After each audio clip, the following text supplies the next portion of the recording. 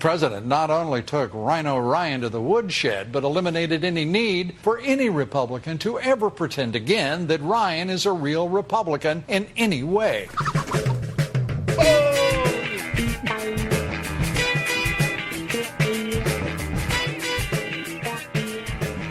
It's Friday, September 8th, 2017. Welcome to Raging Chicken's Out to Coop podcast. I'm Kevin Mahoney, editor and founder of Raging Chicken Press.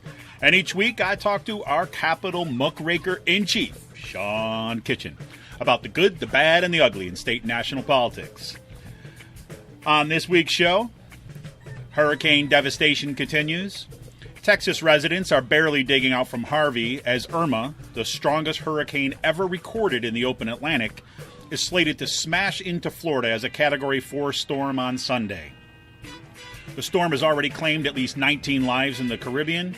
Meanwhile, Harvey's death toll just topped 70.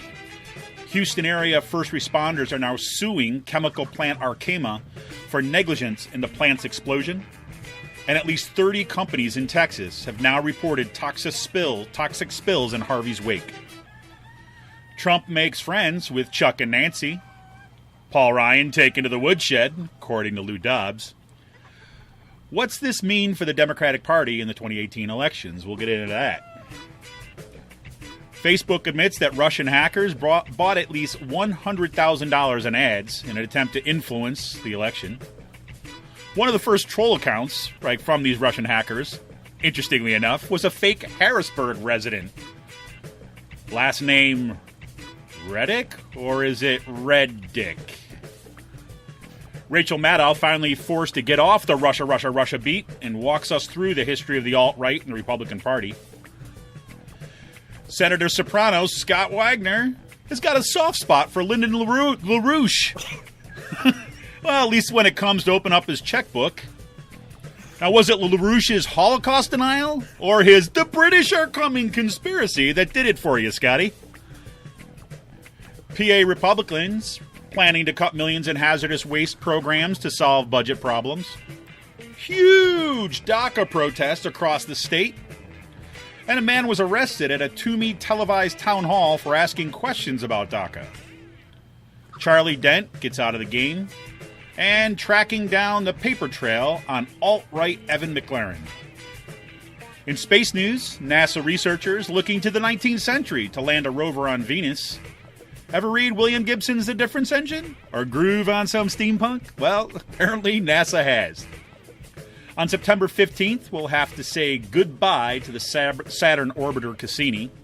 Beginning on September 13th, NASA will begin live webcasts about the program leading up to Cassini's live-stream plunge into Saturn's atmosphere. Sean's got a new Out to Coop Extra planned for next week on the anniversary of the 1897 Latimer Mine Massacre near Hazleton, PA. And what the hell is Vera anyways, and who cares? It's a reminder to tune into The Rick Smith Show on Free Speech TV this and every Saturday at 7 p.m. Eastern. I'll be there once again, giving the weekly resistance report. You can stream the show live at freespeech.org, or you can tune in on the Dish Network, DirecTV, or with the Free Speech TV app on Roku. If you missed the show, no problem. Go to thericksmithshow.com and click on the Free Speech TV icon in the sidebar. And I want to give our friends, our good friends out there, Old Man and Skinny Guy, a shout out.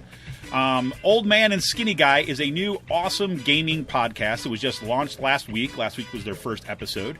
I worked with them over the summer a little bit and helping them get their podcast up and running. So go check them out on Podbean at oldmanskinnyguy.podbean.com.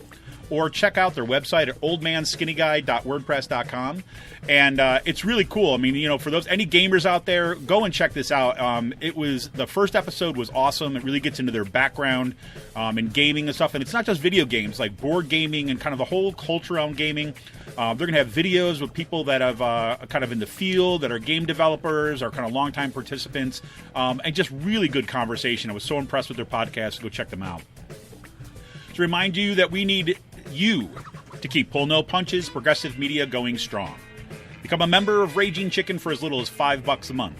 Simply go to ragingchickenpress.org and look for the Support and Membership tab. Click Become a Member, and you're on your way. Not ready to become a member? No problem. You can make a one-time donation by clicking Donate. And look, we need you. Everyone in the progressive community. Everyone in the progressive community, especially in PA, to help us deepen Pull No Punches progressive media that will hold power accountable. And I want to remind everybody, we've got our Back to School special running still, now through the end of October. If you join Raging Chicken Press as a member at the $10 a month level, we will send you Mark Bray's awesome new book, Antifa, the Anti-Fascist Handbook, as a thank you for becoming a member. And if you don't want that, if you don't want Mark Bray's book, for whatever reason, if you got it already, who knows? That's fine. We'll send you an original and an official Raging Chicken Stay Woke coffee mug instead. Coming at the $20 level a month, that'd be even better. We'll send you both. How's that? How's that for a deal? So there we have it. So Sean, man, here we are. We are back. And, man, it's, once again, another crazy week, I guess. Yeah, looks like climate change is rearing its ugly head once more. I mean, not like it's going anywhere anytime soon. No, it has. And, I was very happy that we had, a very, I don't know, just got kind of level-headed analysis coming here from one of our state leaders about explanations so we know in this. So. The Earth moves closer to the sun every year. We have more people. Humans have warm bodies, so is heat coming off? We're just going through a lot of change, but I think we are, as a society, doing the best we can. Yes, folks, that is our very own Senator Soprano, Scott Wagner, speaking about climate change a while back.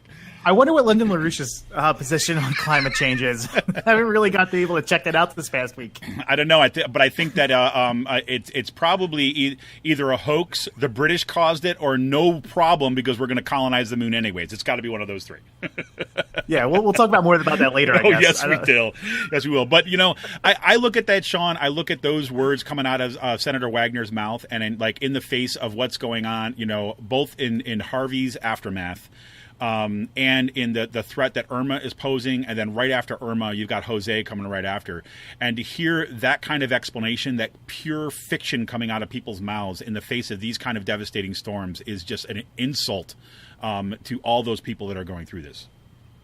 Yeah, and Hurricane Irma literally wiped a island off the map this week. Barbuda, right? Barbuda, and imagine it was absolutely devastating. 95% total loss on that island. And the thing is about that hurricane, if you look at the way the hurricane was tracking and where the islands were at, the islands that it was going over, Barbuda was a direct hit. Yes, but if Barbuda was on the weaker side of that hurricane, right? Everyone knows the northeast quadrant, that top right corner of the hurricane is always the strongest because of the way the Coriolis effect works. Right. And the way the winds whip around. So you'll always get a higher storm surge, a higher amount of wind speed on that side of the hurricane.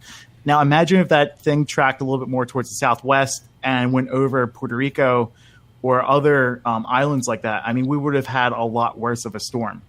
No, absolutely. And if you look at just the impact that it had on St. Martin's, for example, that in St. Martin's didn't take as direct a hit as Barbuda did, but because of where it was positioned, it was absolutely devastating. Barbuda, they're saying that 95% of the structures have been wiped out, and if you look at some of the pictures there, like coconut trees, everything like this, are just been leveled.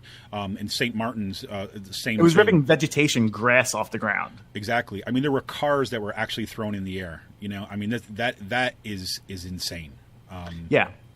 And earlier today, before we were starting, someone posted one of those GIFs on Twitter, comparing comparing Irma to the size of Andrew. I don't know if you saw this. Yeah.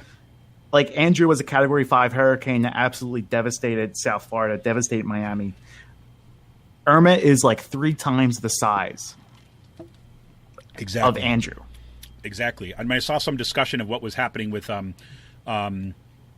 there, especially some voices on the right or even some mainstream media people were saying, well, at least it's going to downgrade to a Category 4, so that's not going to be quite as strong as Andrew.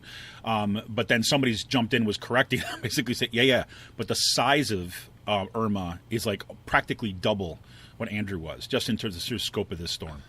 Yeah, and if again, so if it looks like the storm's going to track straight up the coast of Florida. Not up the coast, right? I mean, they have the last I saw, at least, it's going right up the center of the state. So it's going to go right up the center of the state. Miami, all the coastal cities are going to be inside that northeastern quadrant of that hurricane. Yep. Where the eye wall is more stronger, the sea surge is going to be stronger than it normally would be, and you're going to have more of a devastation from that hurricane. I mean, these are storms that are going to potentially wipe cities off the map. Yeah. Like we talked about this last week, and we should talk about it again. Like parts of Houston are going to be uninhabitable after this hurricane. Well, and something, and normally what we get in terms of reporting following a storm, right? You get the cleanup stories and all this stuff, but because we see these rapid successions of hurricanes, Irma and then Jose right behind Harvey, some of the coverage is, now obviously necessarily looking over to Irma, but meanwhile, some of those towns that were underwater, right, during Harvey are still underwater. I mean, Houston is starting to drain out, but some of those places are still underwater and uninhabitable. They're going to be underwater for at least a few more weeks because of how low the grade is, how low the gradient of the ground is, the slope or whatever. But once that clears out, the environmental catastrophes in that area, there's 14 Superfund sites in that region alone. The whole entire region is going to be uninhabitable. I was listening to Reveal this week, right? Mm-hmm. Yep. Reveal had a podcast that they rebroadcasted from last year, and they had computer models about Mega Ike. So they took about Hurricane Ike hit Houston a while ago, I guess, and we're talking about the devastation, and they were talking about one of the things they were talking about was what happened with Katrina and the oil tankers that were uplifted and just completely drained out and destroyed. I mean, what's asphalt, basically, the smell of asphalt afterwards, destroyed all the structures, destroyed the ground, destroyed the roads, everything. That you can't live on that land afterwards once that happens. No, that's right. I know it doesn't matter how many billions of dollars you pour into rehabilitating, cleaning that brownfield projects and stuff like that. That stuff is uninhabitable. You're not going to want to live there. Cancer rates are going to go through the roof. Chemical exposure, your cancer rates are going to go through the roof in Houston if people choose to live in that area again, especially where the chemical companies were at. No, that's absolutely right. And you look at, you pointing out the process of the Superfund sites there, and there's several reasons for that. One, we saw the devastation of this stuff before. Number two, that Houston is the center of the chemical industry in this country, not to mention oil refineries and everything else. So we have that center of the petrochemical. It's right where the Keystone XL pipeline's going. Exactly. Right through. Exactly.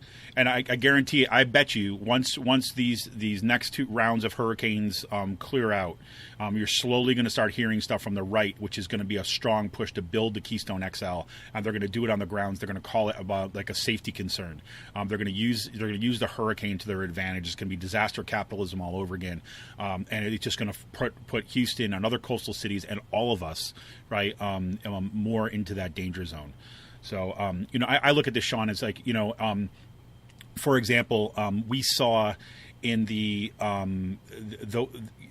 the explosion of the Arkema chemical plant, right, there in Houston, because the chemicals could not be contained. There was organic, I forget the name of the OVCs, organic volatile compounds. Right. They were there, and they lost cooling, and if you don't keep the cooling on these compounds, they explode, right? Catch fire and explode.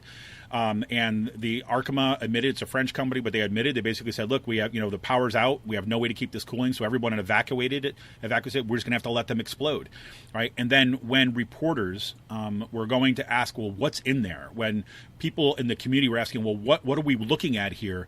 They would refuse to release the list of the chemicals that were in the plant. So they didn't even know what was happening there. And then they went to the state of Texas, because all chemical plants, they have to kind of issue this report. It's kind of like a number 2 or something like this, report about what's in there. And the state would not release that information either, because, right, once we saw the explosion in West Texas, right, after that devastating explosion that practically wiped that town off the map, right, because of the improper storage of a bunch of volatile compounds in there, Greg Abbott, the governor of Texas, of course, his solution to that was to make sure that doesn't happen again, was to pass a law that made it illegal to release that information, that had made no requirement for anybody to release that information so nobody can know.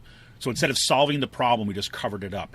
And Arkema has basically been using that from the get-go. So we actually don't even know what was in there. And now this is why you've got first responders that are kind of filing a lawsuit against Arkema, because several of the firefighters and police officers and emergency personnel that were around that plant either when it exploded or tried to contain it and things like this have now gotten sick, right? And so that's kind of what we're facing. So Texas was in a solution. We've been seeing this over, no regulations, shut down information, close out the public. Small government at work. Small government at work. This is our libertarian future that we're all headed towards. We're right there in Houston. The only good thing we've got happening in Florida, even though the fact Florida is like one of the central locations or the birthplaces of climate denial, is that after Andrew, and they nearly, if you remember this, they nearly lost parts of the nuclear plant in the wake of Andrew, because there was a huge a huge smokestack, which was kind of part of the venting system there. Actually had a crack down the middle of it. A bunch of things that were supposed to be secure for winds up to 250 miles an hour didn't hold. Luckily, the plant didn't explode or lose containment.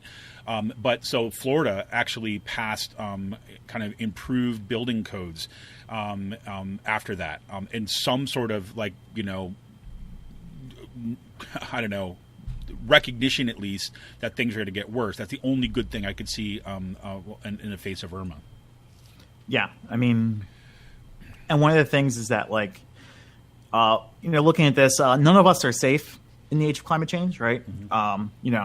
One of the reasons why I think that we shouldn't pass the Pennsylvania budget in its current format, with that the Republican Senate and the governor's office has signed on to, is because of the proliferation of climate change. Yeah, allowing natural gas companies to write their own permits, do nothing about methane migration. There are no schools on Mars, right? That should be the motto of this Pennsylvania budget. There's no schools on Mars, and we're not going to be safe, right? Imagine if Irma tracked more towards up the coast as a Category 3 or 5 hurricane, and say it tracked into the Chesapeake Bay, which is, there's historical precedent for that with Hurricane Agnes, yep. Right? Completely flooded, devastated communities up and down the Susquehanna Valley in the 1970s. York, Harrisburg, Scranton, Wilkes-Barre areas. Yep. Imagine if a Category 3 hurricane did that. No, exactly. We have the precedent of Sandy. Look at what freaking Sandy did. They said if Sandy actually landed a little bit differently. As devastating as Sandy was, it could have been even worse, right? If that tracked right up the center of New York, right? This was, we've got historical precedent, and we've got recent precedent for what this is going to look like. Yeah, and we have a state legislature here in Pennsylvania that's willing to sign that check. Yeah, they are. They're willing to. They're basically selling off our future right now by this. And we had, again, we've talked about this on the show before, but when Karen Fairden was on, and I interviewed Karen about their call, basically to say what we don't need is we don't need what do you call it? We don't need the tax. We don't need the severance tax. We need a ban on fracking. Right. And that runs counter to, what Governor Wolf has been, what he campaigned on about the severance tax, the tax to drillers and all that kind of stuff. But Karen Fairden's point, right, and the point I agree with, is that we can't afford it. Right. Our climate can't afford it, because we basically take the gloves off, right, as we're doing with the regulation side of it. We take the gloves off. We're basically saying, look, we're sentencing people, especially in coastal areas initially, but not just the coastal areas. We're sentencing them to death, right? And that is not good, right? We're basically giving up the game on all our coastal cities, and we're basically saying there's nothing we can do. And so we're going to take a small payoff in the short term in exchange for the loss of life, the loss of cities, the loss of development, and the loss of our coast. And that is a direction that we should not be going. Yeah. Crazy. Well, on that good news, we have, look, our thoughts are with everybody that's out there in Florida, along the coast. Those folks who are up in kind of northeast Pennsylvania who remember like even the impact of Sandy, right? They remember the impact of I was looking back at this. I couldn't remember when it was. I thought it was the remnants of a hurricane, but it wasn't. But in 2006, there was a kind of basically a huge kind of tropical depression of some sort that led to huge deluges in northeast Pennsylvania. And I can remember going up there that summer shortly after those storms that drenched the area in there were 12 inches of rain that fell in 12 hours on one day. And there was more rain on either side of that too as well. But my wife and I went up there. It was like shortly after we were married, actually. We went up there to kind of visit family and to find that bridges that we needed to get where we were going to go were gone. Right, that there were, I'd never seen anything like that before, but in these small towns in northeast Pennsylvania where the bridges were just kind of ripped up and kind of contorted, right, whole fields underwater, and that wasn't even a hurricane. And so we've got precedence of this, so let's remember this as, we're thinking about short-term and long-term gains here as we move forward. But yeah. Crazy. Well, at the very least, I think we can say that the people who are in the direct impact zones of the hurricanes don't have to worry about the debt ceiling at this point is holding up their aid right now because Trump's got new friends.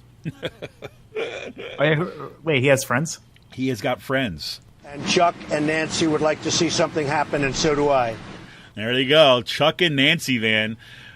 Trump pissed off Paul Ryan by making a deal with Chuck Schumer and Nancy Pelosi to basically extend the debt ceiling for 3 months and to ensure that there was going to be a reinfusion of cash into FEMA to make sure that there was enough there to deal with the devastation that's going to be wrought.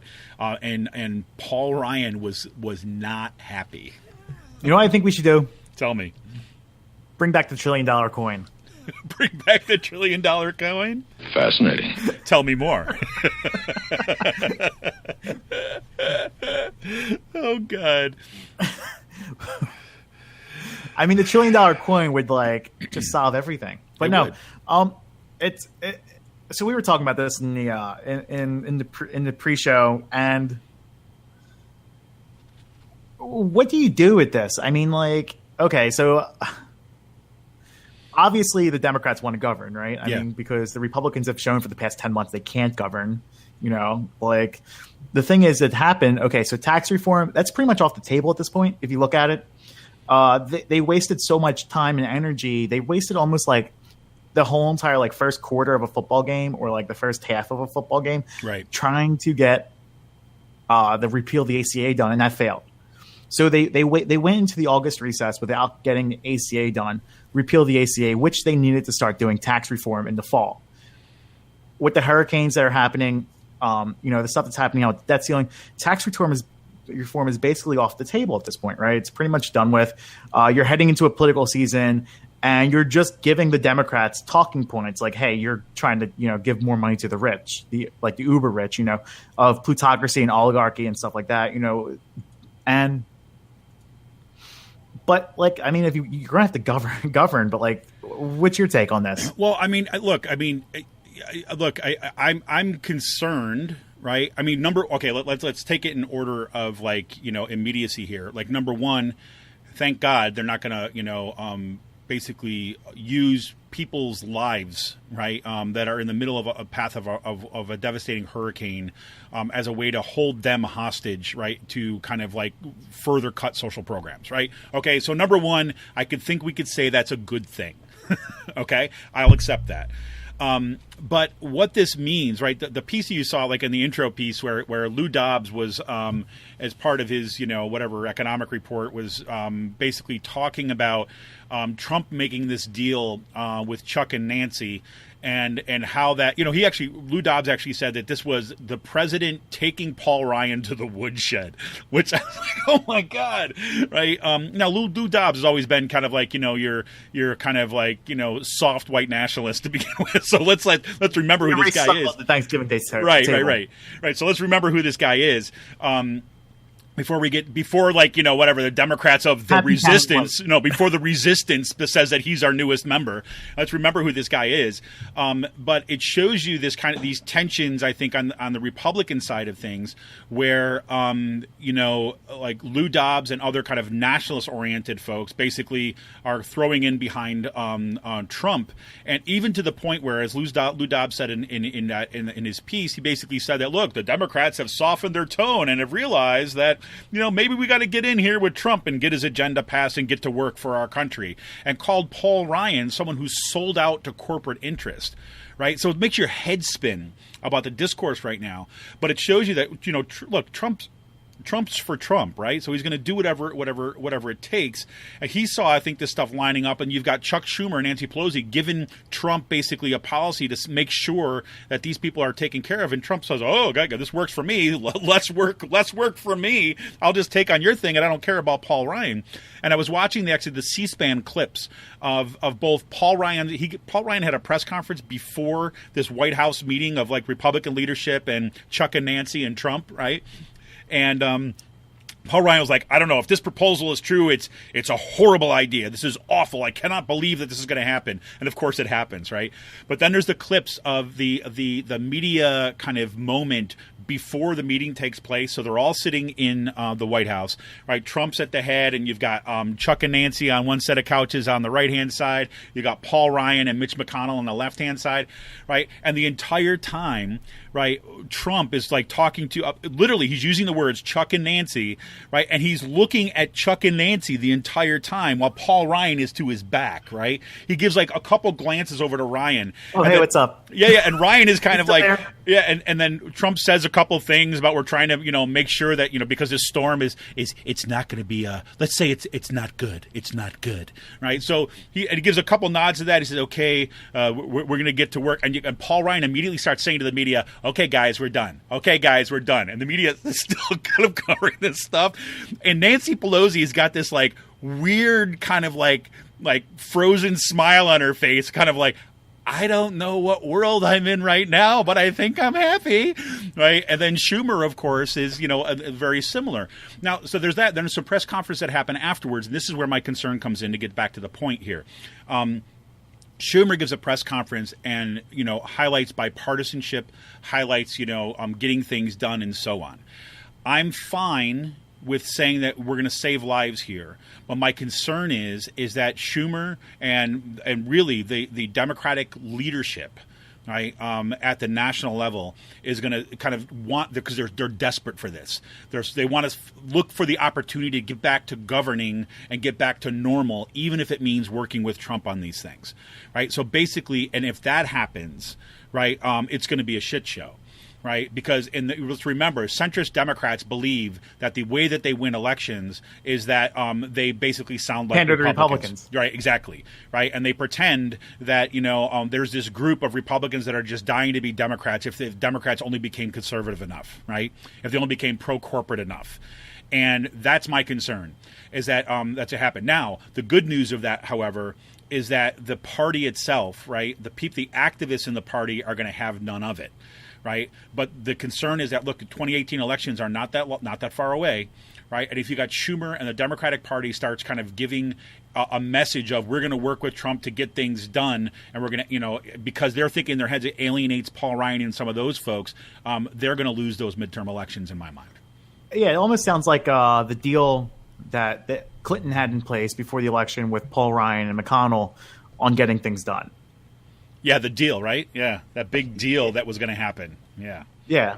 Well, we're going to sell out. Yeah, look, guys, I have to say these things over here because there's a bunch of really mad Bernie people, right? And if I don't say that we're going to have universal health care, they're going to be upset. But no worries. After the election, we're pals, okay?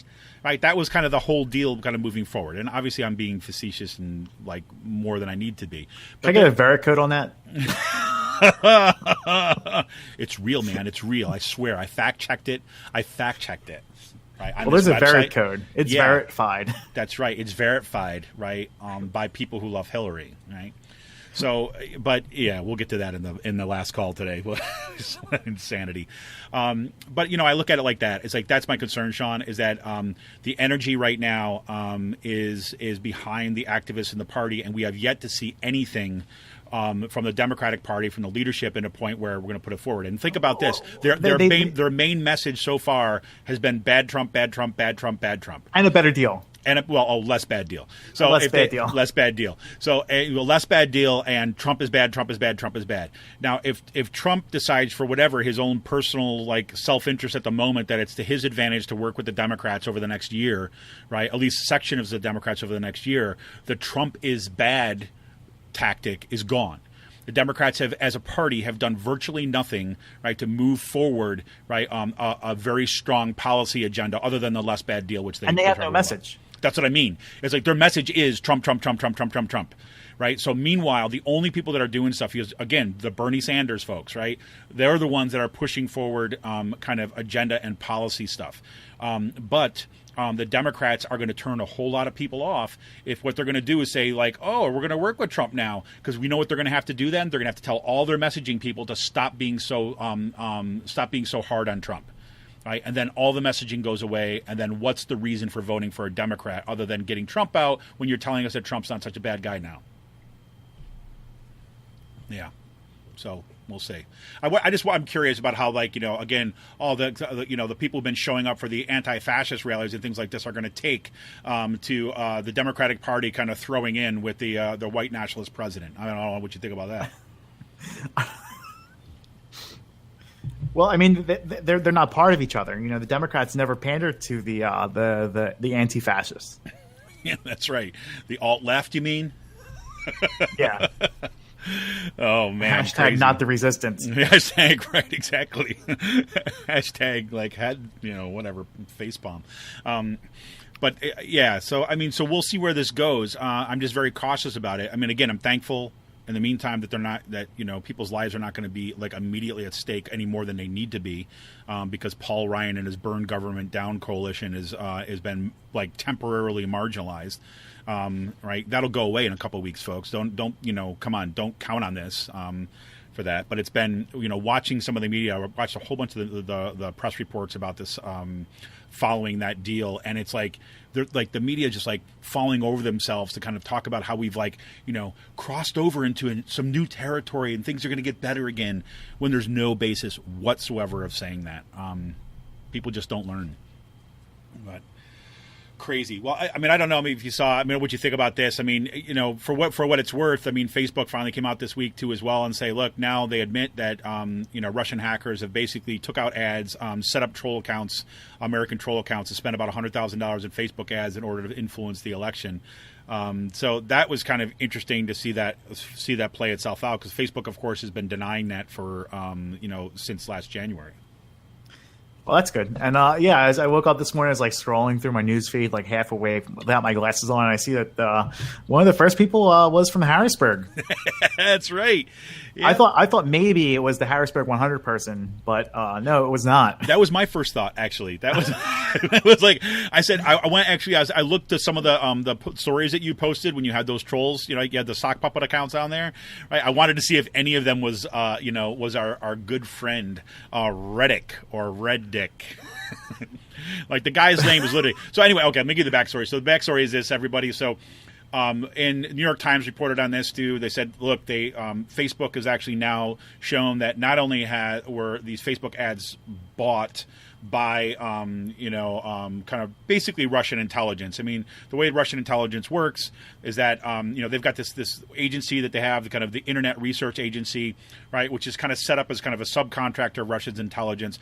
They went out and set up a whole bunch of kind of quote-unquote American Facebook accounts, right, and use those as a way of buying ads and promoting content that was designed to promote Donald Trump, right, and to take down Hillary Clinton, right. So that was kind of the dynamic, and so part of that. But in order to do this, because it's illegal for actually foreign governments to buy ads attempted to sway American elections, right. So this is now we have proof this is an actual crime, right. So this was a crime that was committed.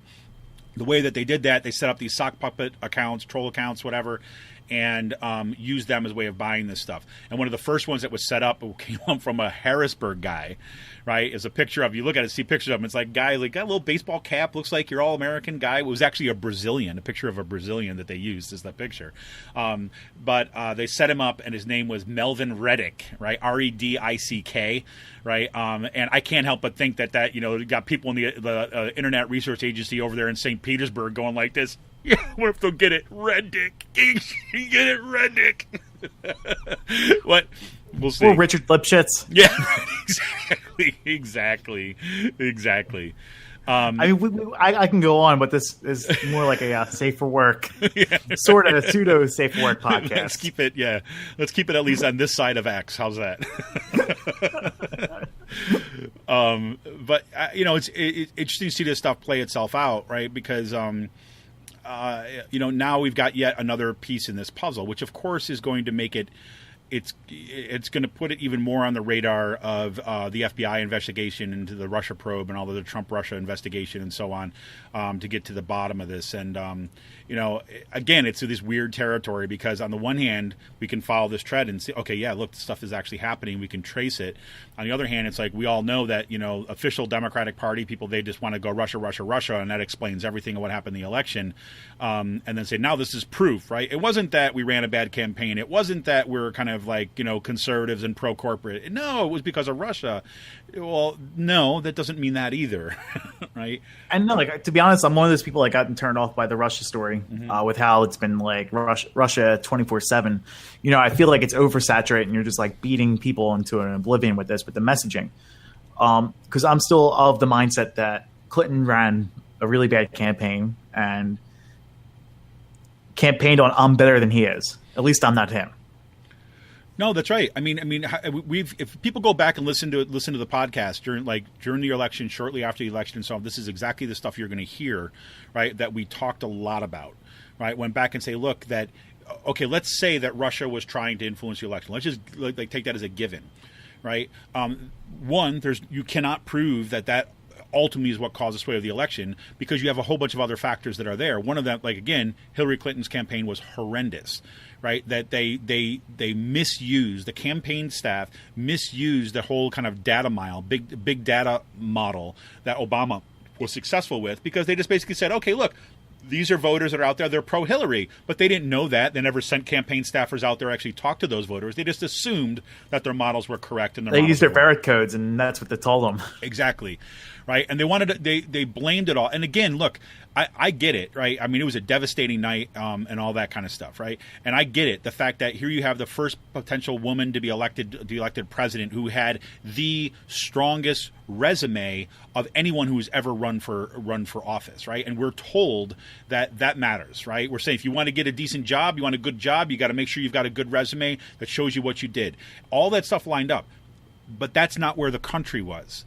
Right, and that centrist Democratic model was not where people were, right? And and if people wanted to be honest, they could be honest with themselves. The Hillary campaign, not Hillary Clinton, the Hillary campaign failed her if that's what they were trying to do is get her elected, right? Because they just made assumptions about stuff and they didn't do the hard work of organizing, and they were looking for ways of kind of spent more time trying to alienate the Bernie people than they did actually go out there and speak to voters. So that's a big deal. So, and now they got a shitty website to do that. Oh God! Again, here we go. They do. But here's the deal. I want to go back to what you just said there about the constant drumbeat of the Russia story, right? And I've said this before. It's I'll watch Rachel Maddow, right, in order to get an update on the Russia story because that's all that she's been covering. Everything else has been these kind of little different pieces. And on September 4th. They ran they ran the show at the Rachel Maddow show, and I think part of it was because Labor Day weekend, things like this. So they couldn't do a full show, so they wanted to go back in pieces. But this is the difference. This is why that matters that they're spending so much time on Russia, is that she went through and basically the whole purpose of that show was say look, right now there's people in the Republican Party who are saying that, we have to distance ourselves from these alt-right and Donald Trump is dangerous because he brought these stuff forward. She basically went back over their coverage over the past several years, right, and showing basically that this alt-right stuff right, has been wedded to the Republican Party for nearly a decade. Right, that their coverage of Richard Spencer and the Republicans courting him and his National Policy Institute was something they covered on their show.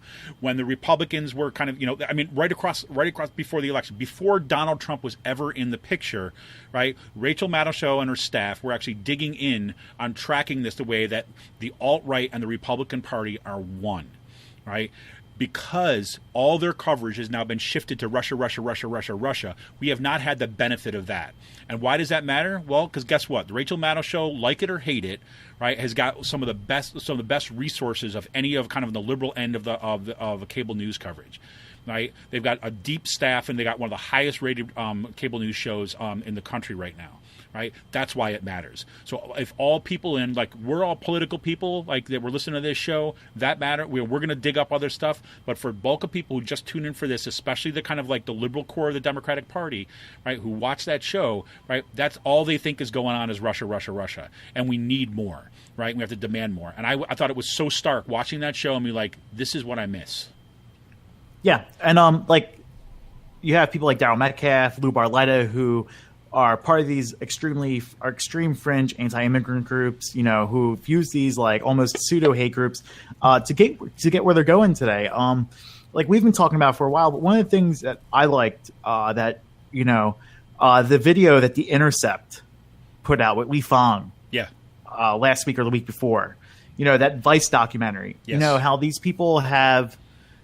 They talk about how they're pariahs within the party, but really they're not. I mean, like the rhetoric that they're using, the white identitarianism is the same exact rhetoric that the far right has been using almost for decades now. This is going back to like the Birchers, right, back in the 1950s. This has been ingrained in the Republican Party for decades now.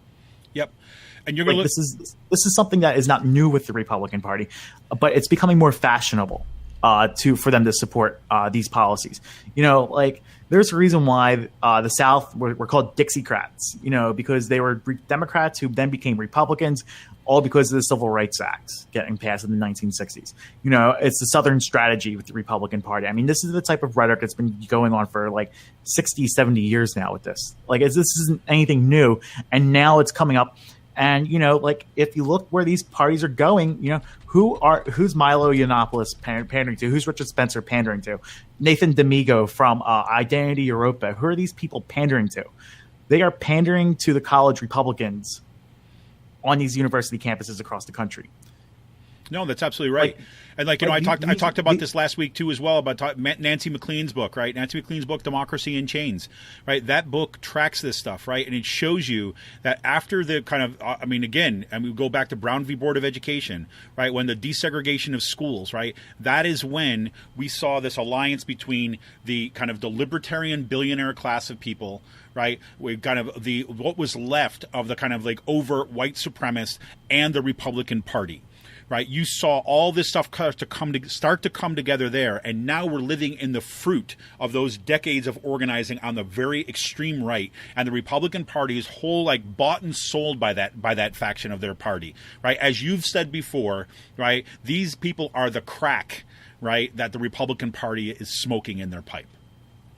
Yeah, there's just no better analogy for it.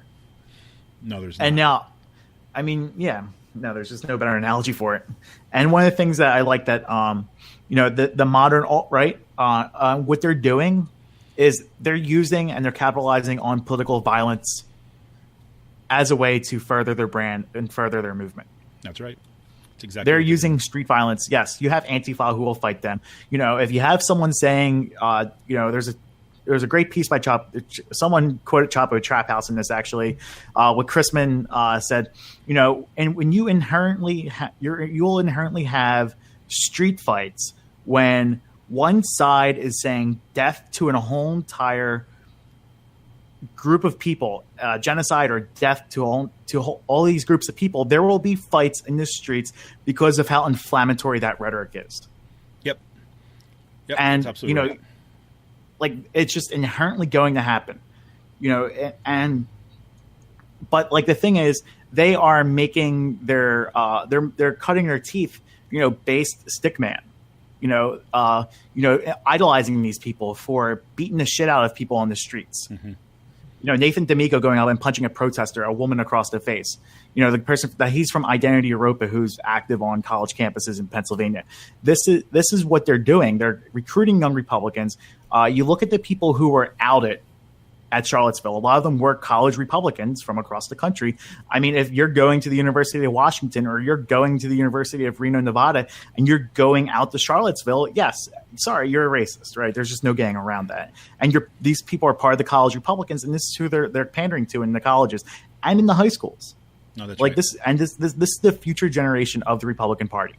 Well, that's right. And if if anybody is just fooling themselves, if you don't think that you've got these alt-right folks and kind of doing the organizing on college campuses right now, you're crazy. I heard of it this last week. I heard of I don't want to disclose too much here, but there was a college professor, right? This is in Pennsylvania. A college professor that was actually talking basically about North Korea, right? This is someone who teaches politics, right? So it's a part of the discipline of what this professor teaches. They were talking about North Korea and talking about the danger, right, of what can happen in terms of nuclear conflict, and made the comment that Donald Trump and his administration right now do not have a foreign policy, right?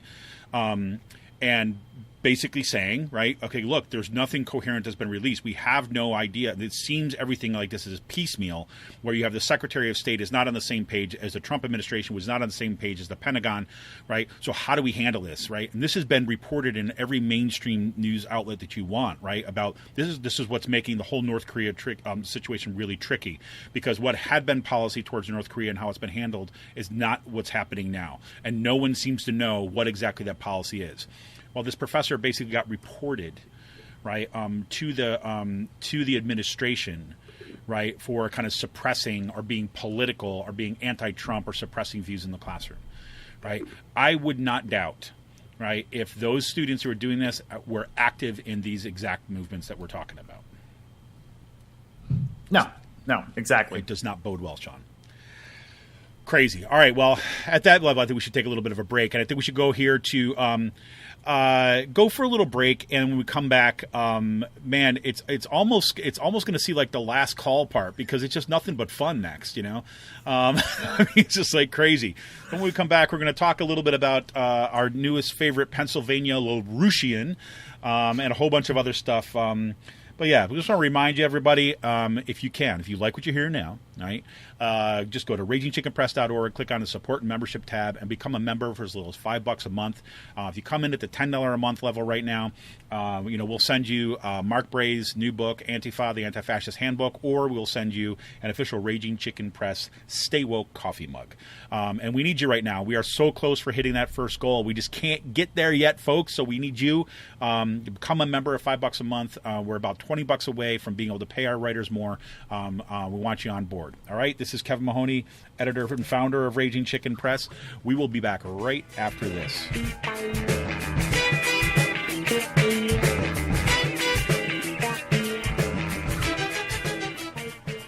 I'm Rick Smith, and this is Labor History in 2. On this day in labor history, the year was 1965. That was the day the Delano grape strike began in California. The strike came a year after activists had forced Congress to end the Bracero contract labor program. The Filipino Agricultural Workers Organizing Committee, led by Larry Idalong, Philip Vera Cruz, and others, called the strike against the Delano growers and the Coachella Valley grape growers. It had been a record harvest. Farm workers demanded higher wages, humane working conditions, and union recognition. When the growers refused, thousands walked out of the fields. A week later, the Mexican-American National Farm Workers Association, led by Cesar Chavez and Dolores Huerta, joined the strike. It was a historic moment. Within a year, the two unions would merge to form the United Farm Workers. The union sent strikers to the Oakland docks to persuade the longshoremen not to load non-union grapes. Many of the Filipino workers in the San Joaquin Valley worked in the Alaska fish canneries organized by the ILWU in the off-season. And so the ILWU honored their union brothers' request. Thousands of cases of grapes were left to rot on the docks. This initial victory led Chavez to organize a grape boycott against heavyweights DiGiorgio and Shenley Industries. 6 months into the strike, union leaders marched 300 miles from Delano to Sacramento to bring attention to their struggle. They hoped to pressure growers to the negotiating table and legislators to act on their behalf. For 5 years, the strike and boycott continued with marches, organizing, and picket line arrests. Gradually, the UFW began winning higher wages, union recognition, and hiring halls. Finally, in 1970, a collective bargaining agreement covering 10,000 workers was reached. Like what you hear? Check out more at laborhistoryin2.com.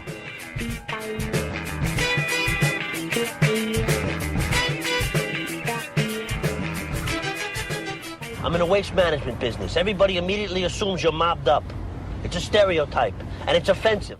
Welcome back to Raging Chicken's Out the Coop podcast. Sean, as we heard right there, man, Senator Soprano, Scott Wagner, is once again in the news. Yeah. So let me preface this by, having a short, little story. So, as we remember, listening to the podcast back in January when Wagner announced his campaign, I specifically got up that day, drove down to New York to get to infiltrate the campaign, which I did, and I was kicked out 5 minutes in. But I went down there specifically to get kicked out of it. Sort of as a shot across the bow saying, "Hey, everybody, I'm here. Yeah, I'm watching." Yeah, it's sort of like a way of saying "fuck you," and I'm going to be here. I'll be a pain in your ass for the next year or so. So, and this is I did that specifically for articles like the one I did this week. Yeah, take us through this. This was just too. This was too. Like I said, I don't know what to do with this other than just shake my head and be like, I'm at a loss. In 2011. Senator Scott Wagner gave a $1,000 check to Lyndon LaRouche's Political Action Committee, the Lyndon LaRouche PAC. Lyndon LaRouche. So, I beforehand, there was a couple of political people that come in where I work, and I told them what was going on, and I was like, "Yeah, have you heard of Lyndon LaRouche?" And the guy's like, "Yeah, why?" I was like, Scott Wagner gave it to him in 2011. He's like, wait, what? Or wow. Those were and the guy went on his phone and just started searching. He's like, oh my God. He's like, you're right about this. 2011 FEC reports show that Scott Wagner donated a $1,000 check to Lyndon LaRouche. So we touched upon it a little bit last week on the program, and I actually decided to dig into it a bit more. Just to see how fucking nuts this guy is. Yeah. See? No words, right? That's what I'm saying. No words. So for anyone out there who does not know. Yeah, go ahead, please. LaRouche ran for president every time he could between 1976 and 2004. As a Democrat, never really made it that far on the ticket. But during that time, he built a network of cult minions who would do nothing but set up tables and hand out pamphlets and just annoy the fuck out of people.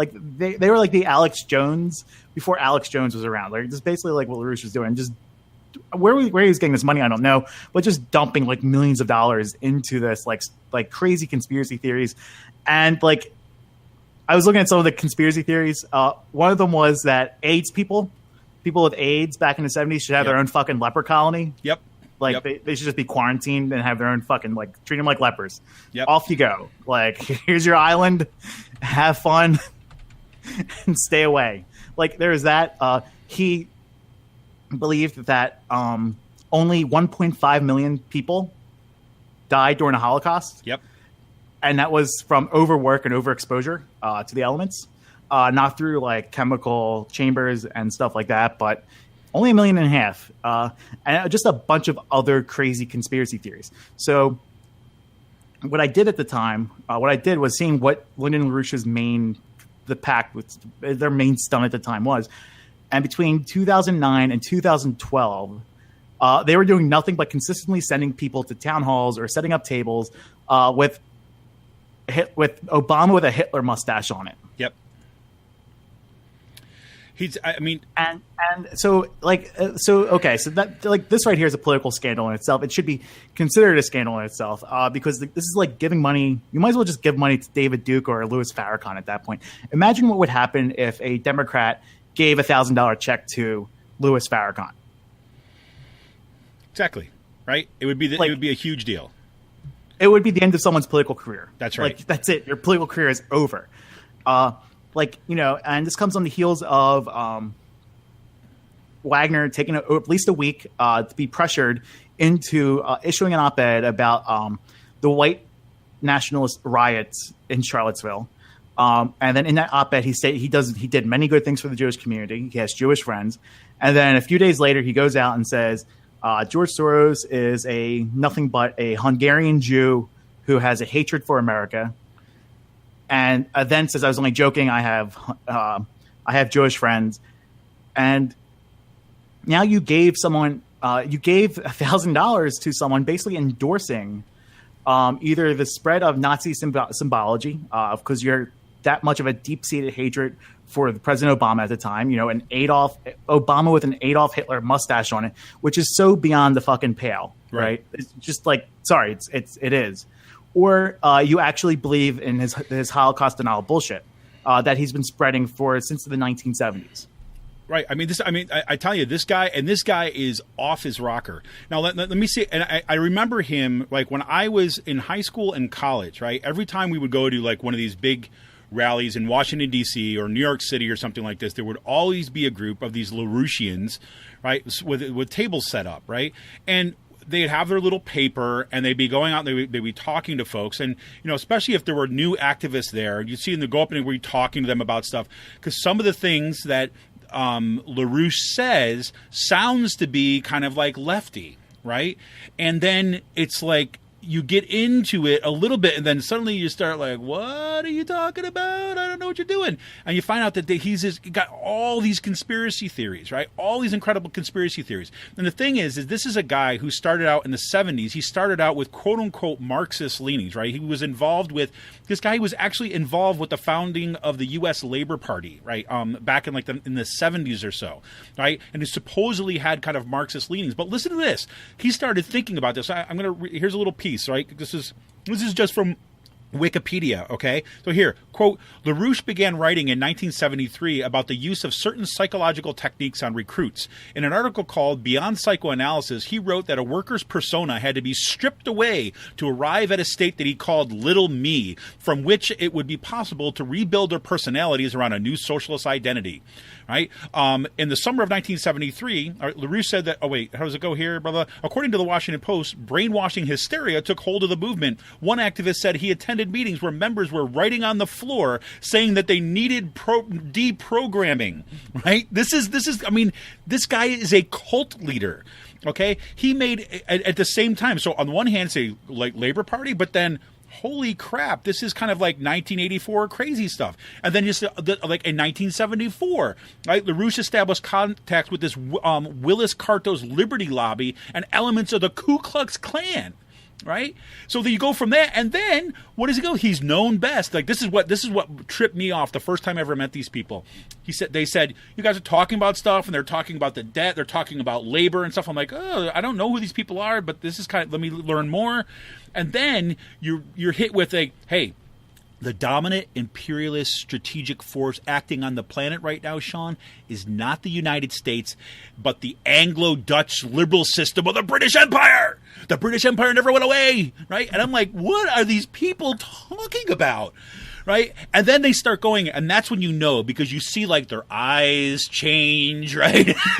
All the deprogramming kicks in, and the LaRouchian model of the world is kind of spews out. And then at that point, you got to do everything you can to get away. I mean, these people are like the Jehovah's Witnesses of like a political movement. But it's like, yeah, so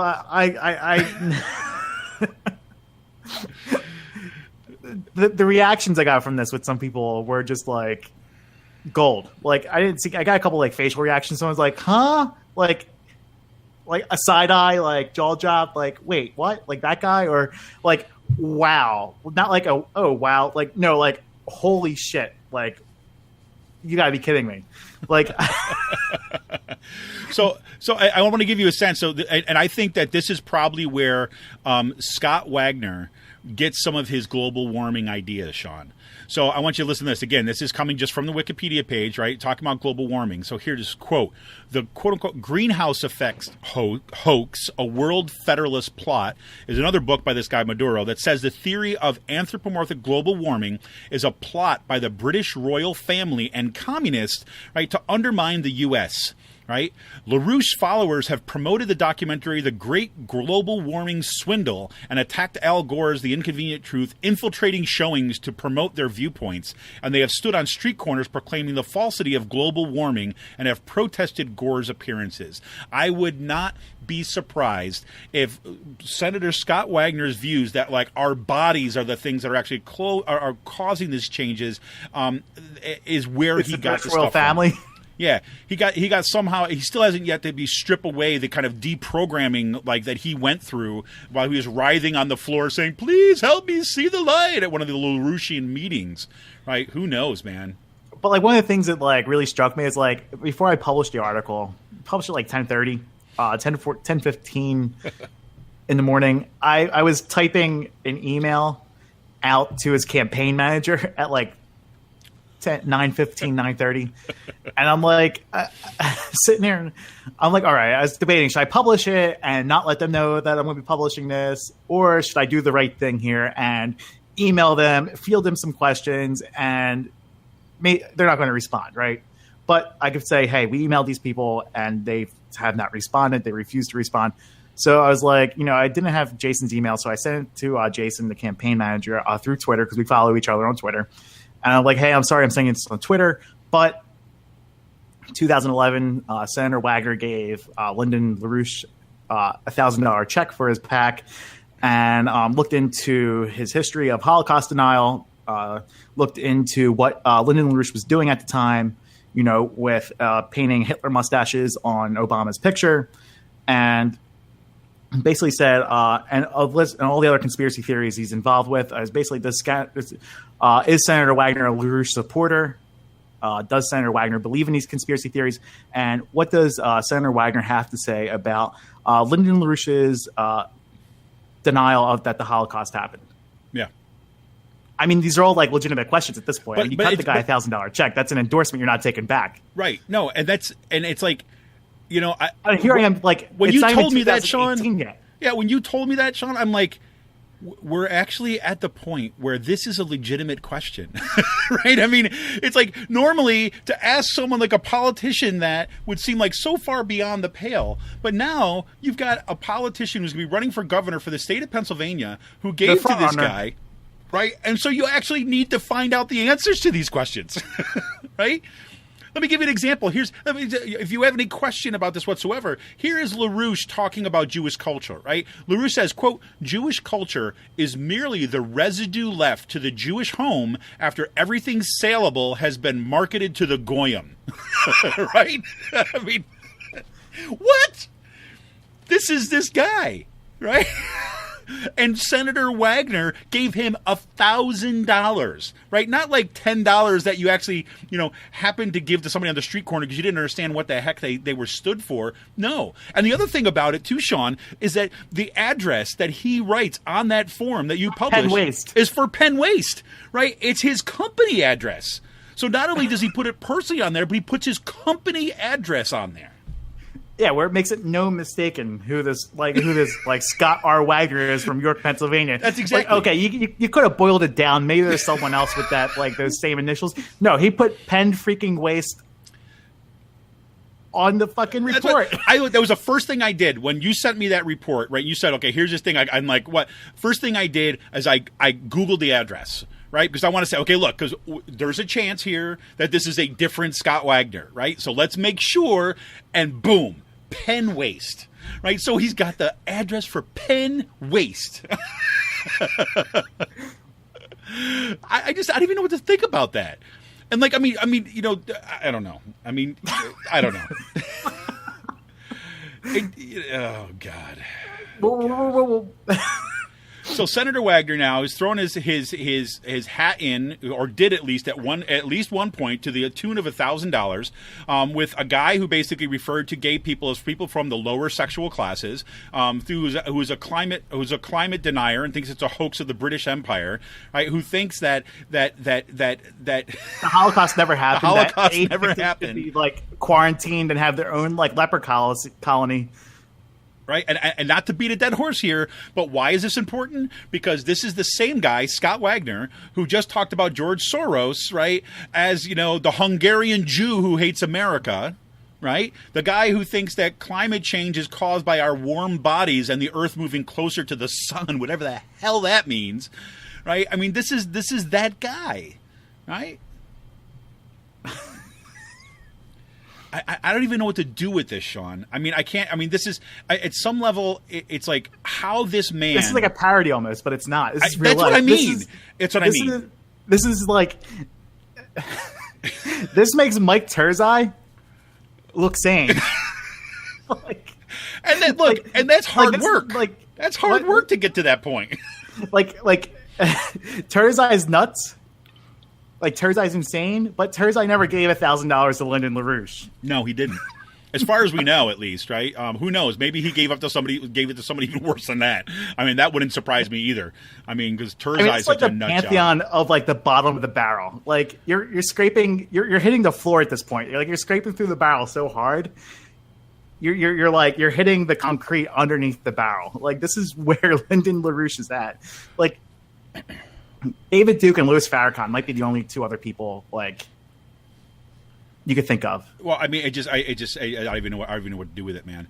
And this is just to add, I don't know, icing on the cake, or maybe remind us of what it looked like when even before this LaRouche stuff and like some of the crazy statements that Wagner has made recently. This is Wagner not long ago, right?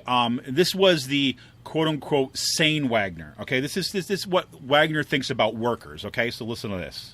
So the workers that are down here in the hallways looking for work, I'd be happy to give them some numbers of employers in York that would probably pay wages somewhere between $12 and $15 an hour. But there are a couple things required. Number one, you would have to have an alarm clock, and you would have to be able to get out of bed. You would be able to have to pass a drug test, and you would have to have some work ethic. I don't go into fast food restaurants every now and then, but maybe I'll stop for a coffee. And periodically, you'll notice somebody behind the counter on a cell phone, either talking on the cell phone or texting, and that's clearly against the company policy. You know, you'll look around and you know, anywhere you go, there are younger workers with their pants hanging down, rear ends hanging out. They really don't care about their appearance. Black folk. I don't care if you pay somebody $20 an hour. If they have a certain behavior, it's not going to change their behavior. And this is realism. We have given out so many government benefits over the last 5 years that we have more people riding the wagon than pulling the wagon. Okay, so this is the normal, right, public statement from Scott Wagner talking about the Fight for 15 folks, right? We're having a rally in the Capitol that we're kind of demanding our wages and demanding kind of like the stop to the attack against union rights. And let's also not forget he compared union leaders to Hitler and Stalin in the same sentence. There you go.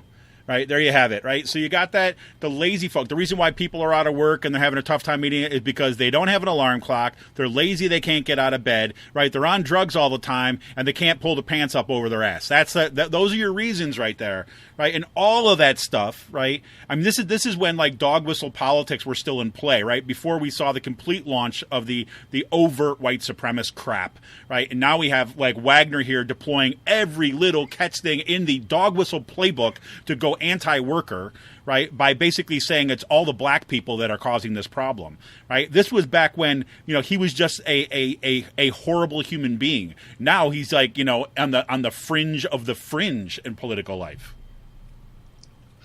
Yeah. So anyways, that's Scott Wagner, everybody. He's a contender for the moving on to the next subject here. The Pennsylvania gubernatorial race coming up here, and he's a favorite in the race by the PA Pennsylvania Republican Party. So there you have it, folks. The LaRouchian climate denier, anti-Holocaust person who hates gays and thinks workers just need to pull up their pants. Okay, there you go. I think that should be his campaign slogan. What do you think, Sean? Yeah, exactly. The best was some of the. So I sent this tweet out with our graphic for it to a few writers. Yeah. Ryan Grimm was one of them. I was like, I was like, some message is like. Of course, I was like, you just have to tweet, just retweet this, just please. And he basically he's like the top PA GOP gov candidate is a LaRouche supporter. LOL. I know, just like hands in the air, everybody. It's like gravity does not work any longer. Just like. And then they got posted in a couple of Daily Coast boards in the comment section. It's like, is this real? I know, but that's the first thing you have to ask yourself, right? I mean, you see that, you're like, wait a minute, what?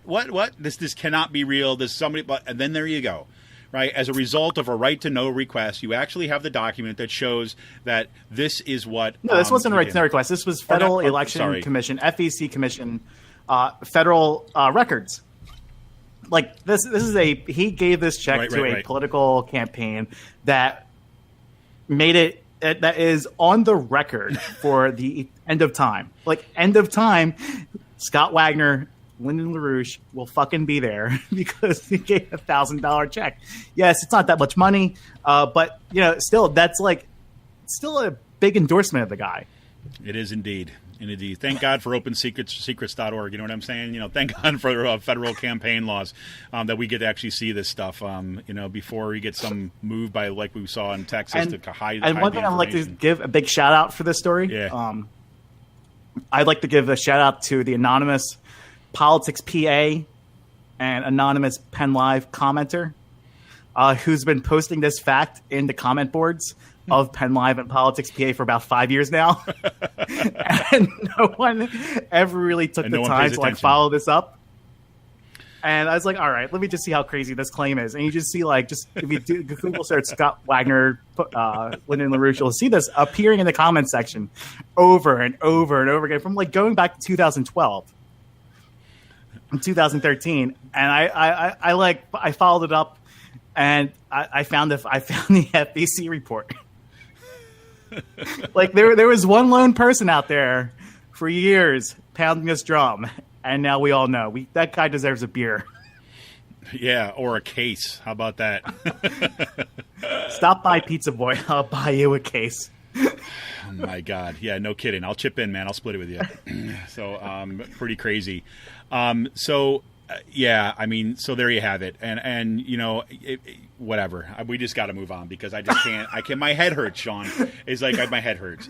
So, but so just as the worst kind of segue you could possibly have, speaking of waste, right?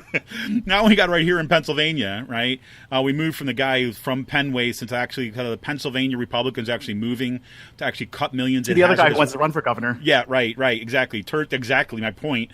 Wants to cut millions of dollars in hazardous waste programs as a way of dealing with the state's budget problems. I mean, also so he wants to cut $400 million from hazardous waste and $500 million from roads and infrastructure. This is Thursday, folks. And $100 million from firefighters and 911 call centers to fix the budget that they decided to up and leave for the past 6 weeks. 6-7 weeks ago, I told everyone, budget ain't getting done this summer. House is going to go home, and they're not coming back till the fall. And they're going to cause a budget crisis. And everyone's like, no, it'll get done. Well, here we are. It is now September 8th. Mark it on your calendars, folks. The House comes back September 12th, and this is the shit sandwich they want to work on next week. There you have it.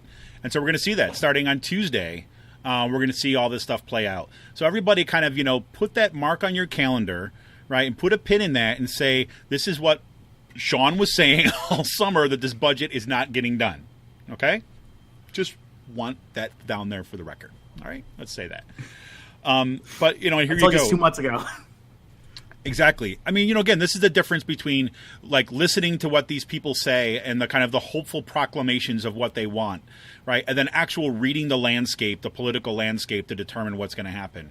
It drives me insane that, people refuse to read institutions. They refuse to read, we talk about, we refuse to read history. They're not going to burn the house down. Right, right. They won't do it. And it's like, the same people would say that, you have to remember history, lessons of history, you don't repeat it, right? But they only think about that in those abstract terms, right? Don't let a guy who's a fascist come to power, otherwise it might be bad, just like Nazi Germany, like that kind of thing. Instead of saying like, no, look, let's follow the patterns and the practices of the PA Republican Party or any Republican Party across this country right now, right? And you can see what is going to happen.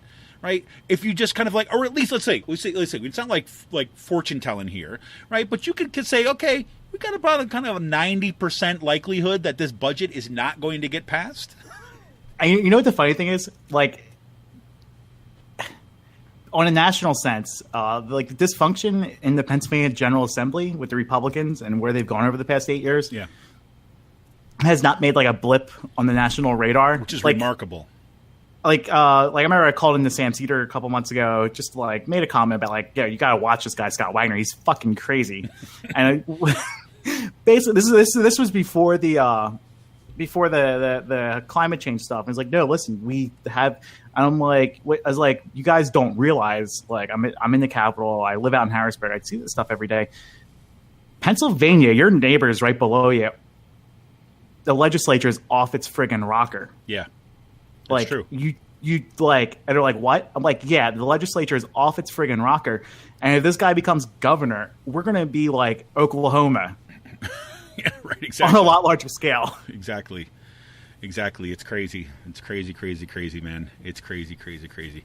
So, yeah, so we got to look that up. We're going to get into the budget much more next week, because then we're going to get the random proclamations about people wanting to work together and how we need to get this thing done, and people getting upset, and then Turzai and the Republican Party still trying to kind of send us in, into the deepest hole that they can push us off into. So we'll get into all that a little bit more next week, but just put that on your radar, folks, because it's not just whether they pass the budget or not, it's how they're going to attempt to do this. And remember, they've already stripping away regulations when it comes to the gas industry. And now we're basically going to cut millions in hazardous waste programs. They're going to put more people at risk. I don't know about you, but I'm going to say no to that. Right? Crazy. So, all right. I know we're running long again. I mean, I don't know the way of doing this at this point, but I do want to get to here. Okay, first let's get into some positive news here. It's double-edged news. Right, because of course nationally we saw that the Trump administration was basically rescinding DACA, and now he's got his new friends Chuck and Nancy saying that we think that the Senate actually Congress actually wants to get this thing fixed and blah blah blah blah, trying to walk back the harsh kind of like racist crap that was happening at the beginning of his right after his statement.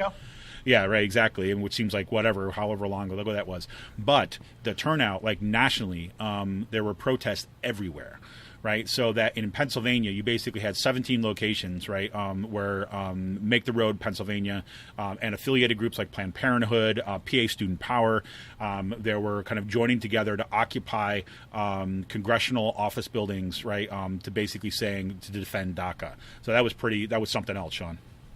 Yeah. So, two main highlights, or three actually.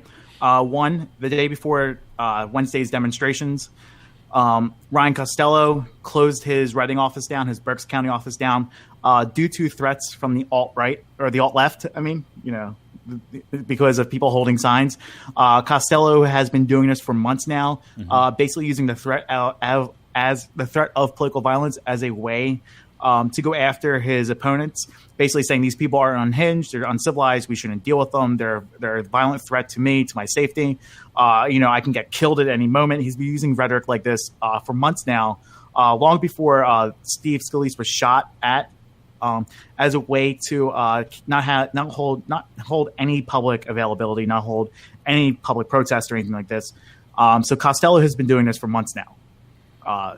He closed his offices down. Wednesday, I went down to Lou Barletta's office in Carlisle, Pennsylvania, which is like 30 minutes south of Harrisburg, in Cumberland County. And when we got there, their office was closed for a staff meeting. About 20 people showed up. They opened their office. They said we're going to be closed till 12:30. They opened up at 12:10. There was about 20 people outside. The chief of staff for Barletta's office, who was there, she allowed everyone to actually go into the office, right? And she allowed everyone to speak their mind. Yes, Barletta is horrible when it comes to immigration. He used race against Hispanics, racism to get where he's at today and, to propel himself into a Senate race. Mm-hmm. I'm going to have an interview with someone next week about that, which is going to be awesome. But she allowed basically everyone to speak there. There were 21 people there that I counted and 3 reporters, me, someone from Penn Live, and someone from WITF. And then about 20 people showed up at Rick Perry's office in Wormleysburg. So these are people showing up during the middle of the day, beginning of the day, showing up and supporting DACA recipients. So it was impressive, and it was. I mean, these are just the ones that you were directly at to kind of see this stuff. And it was this is in central everywhere. Pennsylvania, right? Exactly. And this happened. That's exactly the point I was going to make. Is that there were in congressional office buildings all over the state, and even in some of the most conservative areas in the state, where those offices were occupied, which is amazing. And I understand that you saw that also in the Lehigh Valley, Charlie Dent's office and things like this, which you told me right before the show that Charlie Dent seems like he wants to get out, right? He's not going to run for a re-election, and you got to wonder how much of it has to do with the crazy context in Pennsylvania and some of the kind of resistance they're seeing. I don't know. Yeah. So that happened. Do you just want to run through the last couple things then? We'll do it. Well, yeah. Let me say this first before this just came up in my feed, which you just sent to me, and I want to make sure that this gets on the air today. This is cool, and I want to shout out to James out there who just kind of sent me this link. But we've reported on the PA Student Power Network that it was formed in the aftermath of the APSCA faculty strike last year. Well, they've been going like whole hog in the organizing right here, and now they're having a strong push for free college tuition in the state of Pennsylvania. And so I just wanted to shout out here. So they're launching a statewide campaign to make PA's public colleges and universities free, right? And they have a survey that they're asking folks to kind of take, and it's bit.ly, that's bit.ly/PA Student Power Survey, one word. That's bit.ly, bit.ly/PA Student Power Survey. You could do that to kind of fill it out and talk about and give it your perspective, especially those students who are out there in PA public colleges. Go and check it out because I'm telling you, the PA Student Power Network is on fire. They had an organizing institute. And we talked about this before. They had an organizing institute right before the beginning of the semester, and they're keeping it going. And I think that this is a good example of positive directions on the left, where we're saying, no, we are going to push for the things that we need, regardless of the insanity in our official politics. So just wanted to get that in there, Sean. So anyways, back to say you're saying that last few things that we had. I mean, we had the DACA stuff was absolutely critical.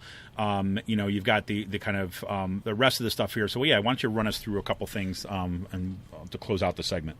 So earlier in the earlier in the podcast, we're talking about the alt-right and their connection to the Republican Party. Here in Cumberland County, we talked about this last week. Evan McLaren, who's now the executive director of National Policy Institute, which is the think tank for the white nationalist, white supremacist movement in this country. Founded by Richard Spencer. He's from Central Pennsylvania. He's from Cumberland County. He worked as a volunteer law clerk within the Cumberland County District Attorney's Office. This week, I sent out a massive right-to-know request. I don't know what's going to yield because of the attorney-client privileges, Sure. But I asked for all emails. He either sent through a personal email or his work email via any of the state government servers or the county government servers, a list of all docket numbers that he worked on, and then all memos and briefs or legal documents that he helped draft, that he has his name attached to. So let's see what happens with this. Yeah, see, I mean, we don't know what, like you said, you don't know what it's going to yield, but I mean, this is the kind of work that you got to do, right? I mean, this is kind of why we started Raging Chicken Press to begin with, to kind of track down this kind of stuff. You have this guy, and you don't know what, how deeply this network goes, and who he was connected to, and where these folks are. So flush it out, man. And then one last thing, we talked about Charlie Dent. He's not going to seek re-election in Philadelphia. Republican John Taylor is not going to be seeking re-election. And some Democrats are happy about this. I, on the other hand, don't know how to feel about this. John Taylor was one of those Republicans. He was a Teamster. He was a shop steward in an Acme warehouse. He was my dad's shop steward. Him and my dad went to high school together in Northeast Catholic High School, which is in the Juniata neighborhood, from my neighborhood that I grew up in. He was always one of the people when I was in high school at a rival high school playing. He would always take out a full page or a half page ad in our yearly ad books to help lessen the cost of for us to play sports in high school. So he was always someone like a family friend. But putting those personal ties aside, he was someone who brought a lot of the bacon home for Philadelphia when there were Republican legislators and Republican governors in office. He's one of the people responsible for that. He helped Philadelphia out a lot. And he also might be one of the reasons why Pennsylvania is not a right-to-work state right now, because he was a moderating voice, a pro-labor voice, a former union shop steward as a Republican in that caucus. And he specifically called out Darrell Metcalf and the racism and the white nationalism and the xenophobia and how far of a rightward turn his party is gone. He said he doesn't want to be associated with people like Darrell Metcalf. When he goes home, he's being called a bigot or something like a Trump supporter. And then when he's with his own caucus, he's being called a socialist. And he said he's done putting up with that, and he's not seeking re-election.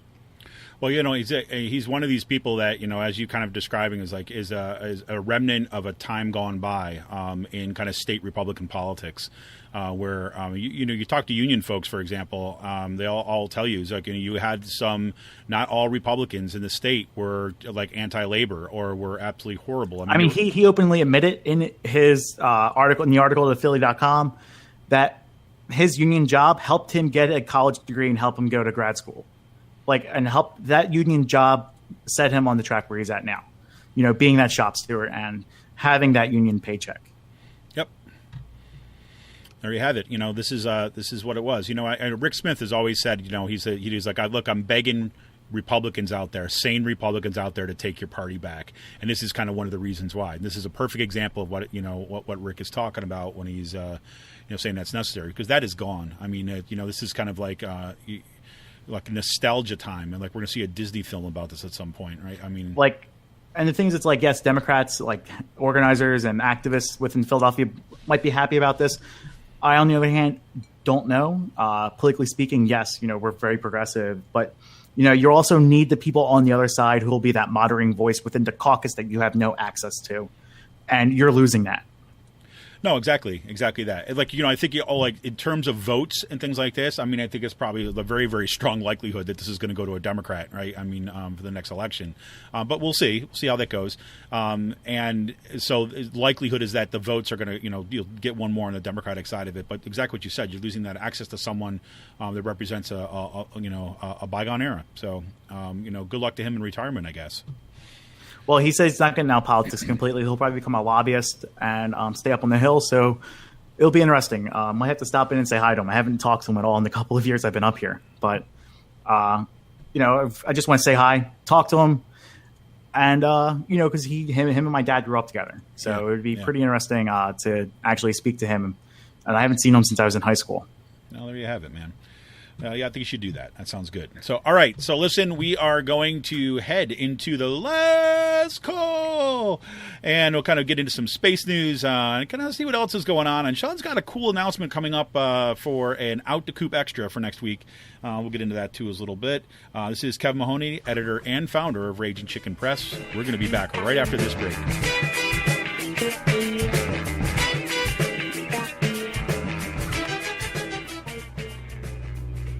This is Kevin Mahoney, editor and founder of Raging Chicken Press. Over the past 6 years, we've brought unapologetic, progressive, activist media to Pennsylvania and beyond. We've helped hold those in power accountable and shine a light on some amazing activist work. We've broken national stories and established a reputation as an aggressive, independent media site. As newsrooms close and traditional journalists lose their jobs, hard-hitting investigative news suffers. If we care about our democracy, we have to find new sustainable models of journalism. And frankly, no one's going to do it for us. After the Trump election, we dug in even deeper. Thanks to some longtime members, one-time donations, and a shift in other resources, We brought on more writers and started paying them. Now we're doubling down and want to expand our infrastructure and pay our writers even more. We need to invest in our media if we have a chance to resist the unprecedented assault on democracy, working families, women's rights, and our planet. History will remember the choices we make today. So take a minute to become a member of Raging Chicken Press. For as little as $5 a month, the price of a local craft beer or a cup of coffee, you will be supporting homegrown progressive journalists and media activists. Go to ragingchickenpress.org and click on the Support and Membership tab to become a member. Leave a one-time donation or learn about other ways that you can help. We don't have billionaire backers. Keeping progressive activist media going strong depends on you. Thank you for all your help and support. Keep up the fight.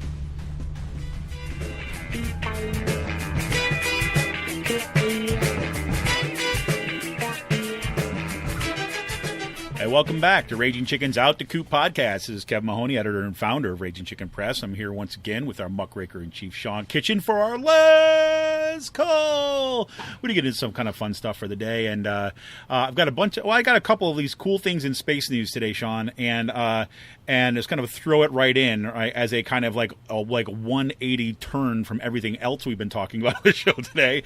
But I just got a couple things, cool things pointed out that I thought was just kind of interesting. You know, NASA researchers have been looking into the 19th century to see if they can find a way to land a rover on Venus, which I think is the freaking coolest thing ever. Have you ever heard of the difference engine? No, I have not. All right. Well, there's this guy Charles Babbage in the 19th century who's basically he developed a way of the conceptual ways of thinking about computers before electronic stuff ever existed, right? So basically, he had these series of cards and levers and things like this that basically were these massive machines that could do calculations and things like this along the lines of what we do with computers, but it was all analog stuff, right? So there was no electrical parts whatsoever. It was all gears and machines and all that.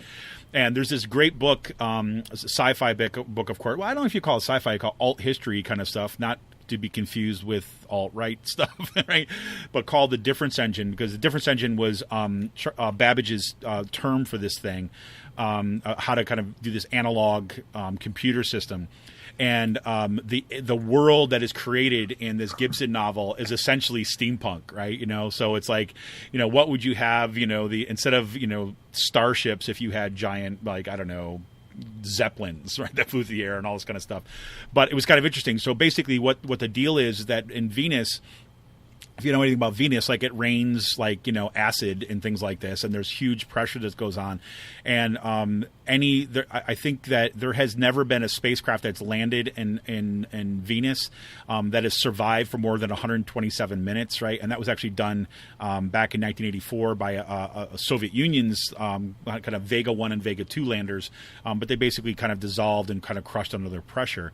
And they're saying that basically, well, if you actually had an analog lander that used some of the technology from this kind of Babbage's difference engine and an analog lander, that you might be able to kind of land something on the surface of Venus that would survive up to a year. So I thought that was freaking fascinating, right? Going backwards to go forward is kind of cool. So, you're talking about a surface temperature, average surface temperature on Venus that is about 864 degrees Fahrenheit, right? It's hot enough to melt lead right on there. So they're still working on some of there, but I thought it was just kind of interesting to see that. I'm like, oh, this is kind of something I can geek out on. Nice. Yeah. And then we have to say a farewell to Cassini. Right. If you've enjoyed any of the NASA images, amazing images of Saturn over the years, especially the most highest quality images that are coming from Cassini, which is an orbiter that has been, it's been around Saturn for a while, and we're going to have to say goodbye to it. I mean, it's been, Cassini has been in space for 20 years.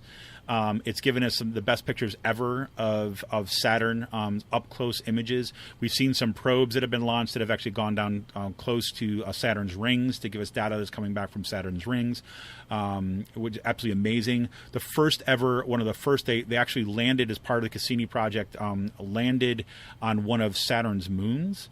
Right, it was the first time that there had ever been. It was they called it a piggyback probe called Huygens, something like this. It touched down on Titan in January 2005, and it was the first ever soft landing on a body other in the outer solar system, which is kind of a huge deal. Actually, I know someone in the department, astronomy department at Kutztown University, who studies kind of oceans and kind of outer planets and stuff, and especially some of the places like on these moons around Jupiter and stuff. And this was a huge deal for her. But, pretty cool. And Cassini, the reason why Cassini we have to say goodbye to Cassini is Cassini's basically run out of fuel after all these years. And so they're going to have a planned kind of descent through into the Saturn atmosphere to crash it into the planet, to say goodbye to it, to kind of burn it up, because otherwise it's just going to be junk. And but NASA is going to be televising this stuff live, right? It's kind of it's farewell descent into the Saturn's atmosphere, and they're starting on Saturn September 13th. They're going to do a series of live webcasts talking about the history of the program and so on, and then finally the live stream of the Cassini saying goodbye into the Saturn's atmosphere. So, I'm both like at awe, and then I'm going to be sad to see Cassini go, I must say. And the good news is, like I keep on reminding myself, Sean, that even though Cassini is gone on the 15th, right, it will be only a week away to the new Star Trek series, so I'll be okay. And back on the real news. That is real news. That's real things that are out there in the world that are happening. Space is not a fiction, Sean. Don't be a space denier. Yes, but back to let's put it more appropriately. Back to things you care about. Please do tell. You do have something cool coming up next week. Yes, so I think Monday I will be interviewing a college professor, college teacher. I don't know what his exact title is. It's been a while since I actually met this person in person a few years ago, Jamie Longanzo from I think he was teaching out in Akron, Ohio at the time, at the Put People First conference. And he was talking about the racial tensions in Hazleton, Pennsylvania. And he starts off with the Vladimir Mine Massacre, which that anniversary is actually, I think, coming up this week on the 10th or 11th, maybe. The 10th, yeah. And the Vladimir Mine Massacre dealt with 19 striking mine workers were shot, killed by the local police force up there. They were on a march, and the coal company at that time that they were working for brought in non-native speaking Slavs, Russians, and Polish people as a way of using race to split up this working class up there. They scabbed the labor out to non-English speaking immigrants as a way to cause a strife within the community, especially within the mine workers community. And the people who were murdered by the police force up there, the striking workers, were multiracial, multi-ethnic mine workers. And that actually propelled the formation of United Mine Workers Union. It was that massacre in particular. So we're going to talk about that, but also we're going to talk about the history of the Hazleton area, how you move through the 50s, they had that can-do drive up there, the birth of Hazleton, and also about Lou Barletta and how he has used racism as a way to propel his political career. And we're going to move on and talk about his upcoming Senate race, DACA, and some of the inflammatory statements he said in the past on immigrants. So, one of the things we've been doing with the podcast, you, Seth, has all gotten involved with doing these short interview segments as a way to bring more people in, a way to talk about topics, to bring up different topical issues. So I'm definitely looking forward to jumping in on this and have a great interview lined up on Monday. That's fantastic. And this is part of we've been talking a little about this in the podcast. And, Sean and I have, one of the things that we talked about towards the end of the summer, too, is looking forward to things that we want to add into the podcast now that we're, I think kind of got settled into kind of a rhythm in how we do this and how we pair that and kind of, bringing on new people coming in, coming aboard on Raging Chicken and doing some of the writing and reporting and that kind of stuff for it.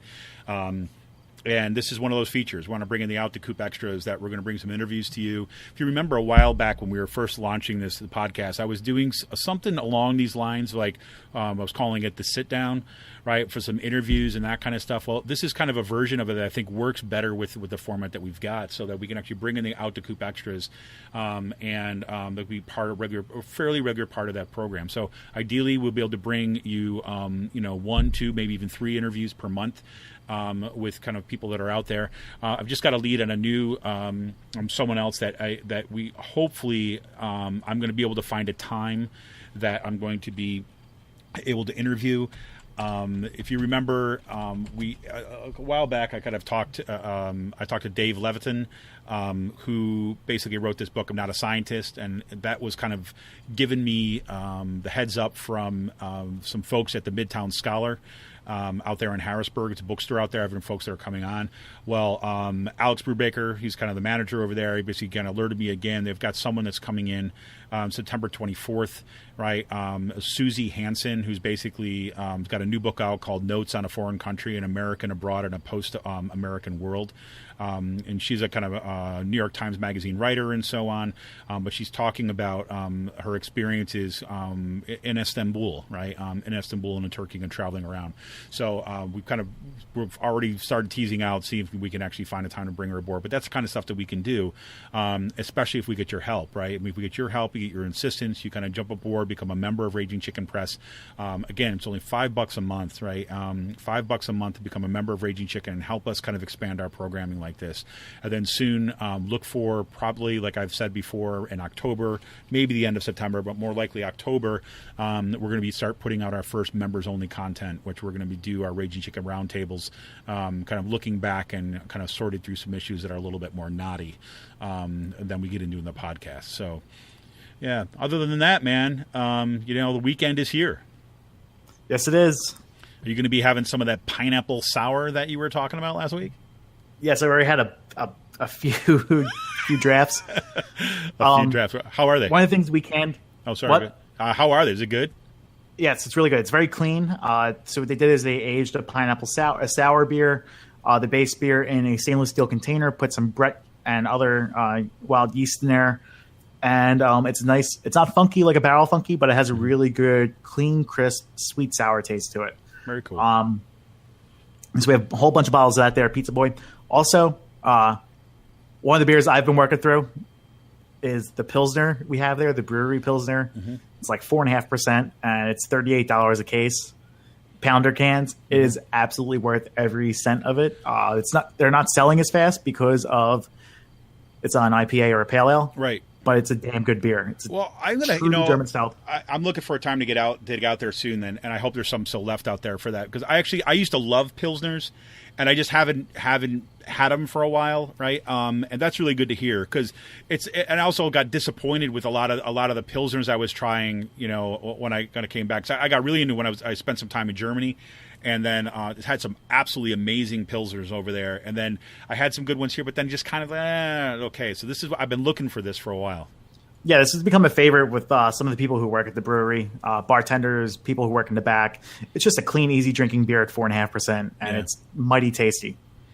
Well, there you have it, folks. And that'll pretty much do it for today's last call. Anything else for the good of the order, Sean? So Verret, we were making fun of that website. Oh, gotta forget, because I want to scrub this from my brain. That's why. So I just saw a tweet that popped up on my feed. Someone actually tagged me in it. Verret forgot to take their WordPress login page off of their actual homepage for the website when they launched it. So it went like 4 or 5 days with their with their WordPress login page right on the screen, the login button right on the front screen. There you go. That'll work. Hack me, please. Hack me. So not only is this for Clinton supporters, it's also for Clinton supporters who are new to the internet. Yes, and want to keep the Russia story going. Like, please hack us more, hack us more. But look, for people like whatever. I mean, for whatever it's worth, Verret. It'll be very irrelevant within a couple weeks. Yeah, I mean, where's even with kind all of the bashing.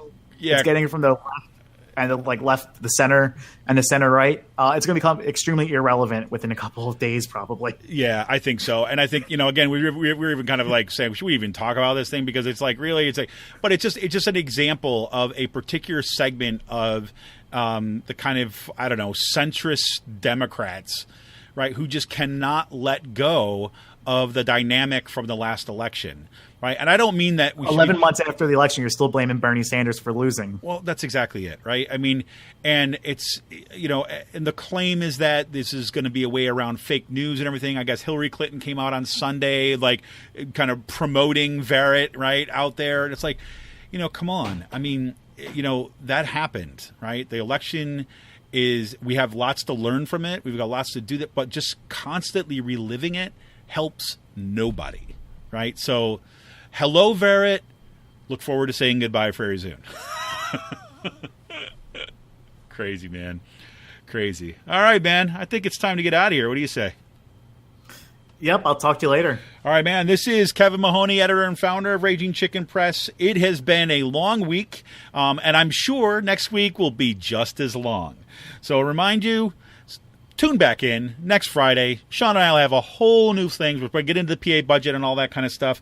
But in the meantime, you know what? We're just going to get out of here, get ready to enjoy the weekend, and say loud and clear, see ya!